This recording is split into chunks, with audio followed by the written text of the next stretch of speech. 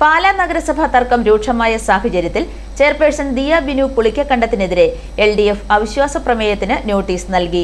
പ്രതിപക്ഷ നേതാവ് ബിജു പാലൂപ്പടവനാണ് കോട്ടയത്ത് തദ്ദേശ സ്വയംഭരണ വകുപ്പ് ജോയിന്റ് ഡയറക്ടർക്ക് അവിശ്വാസ പ്രമേയം നൽകിയത്. കോൺഗ്രസ് കൗൺസിലർമാർ പിന്തുണ പിൻവലിക്കുന്നതായി പരസ്യ പ്രതികരണം നടത്തിയതിന് പിന്നാലെയാണ് പ്രതിപക്ഷ നടപടി.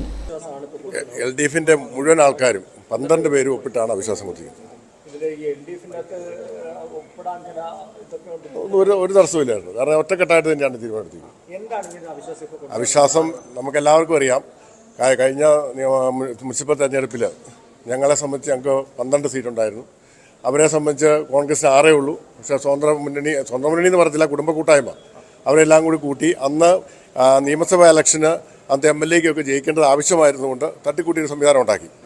ഇവരെ ഈ കുടുംബ കൂട്ടായ്മയെ വെച്ച് ഞങ്ങൾക്ക് വേണേൽ അന്ന് ഭരണം പിടിക്കാമായിരുന്നു. പക്ഷേ ഞങ്ങൾ അന്ന് തീരുമാനിച്ചത് ഒരു കാരണവശാലും ഇവരുമായിട്ട് യോജിച്ചു പോകാൻ പറ്റാത്തൊരു സാഹചര്യം വരുമെന്നും പിന്നെ ഒരു ചെറുപ്പക്കാരത്തിയായ ഒരു പെൺകുച്ച് അവിടെ കയറിയതുകൊണ്ട് ഞങ്ങൾ ഈ കഴിഞ്ഞ 6 മാസക്കാലവും ഒരു തടസ്സപ്പെടുത്തലും ആ കൊച്ചിനെതിരെ നടത്തിയിട്ടില്ല. കാരണം ഒരു ചെറുപ്പക്കാരി ഒരു പെൺകൊച്ച് അതിനെതിരെ പ്രതിപക്ഷം എതിർക്കുക എന്ന് പറഞ്ഞാൽ ശരിയല്ല എന്ന് തോന്നി. അതുകൊണ്ട് ഞങ്ങൾ വെയിറ്റ് ചെയ്തു.